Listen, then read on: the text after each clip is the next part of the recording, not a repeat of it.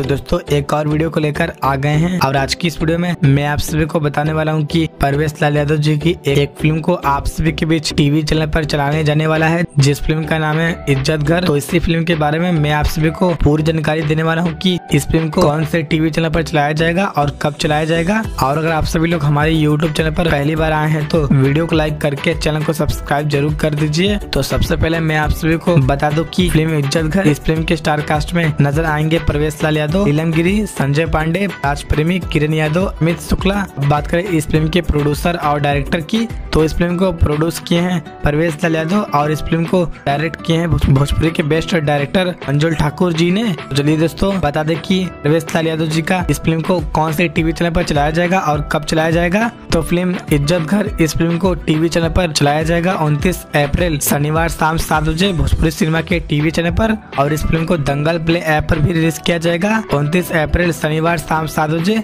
तो आप सभी लोग वहाँ भी देख सकते हैं। और दोस्तों आप सभी लोग परवेश लाल यादव जी की इस फिल्म को एक बार जरूर देखिएगा, काफी कमाल की भोजपुरी फिल्म होने वाली है। और दोस्तों वीडियो पसंद आए तो वीडियो को लाइक और चैनल को सब्सक्राइब जरूर करें।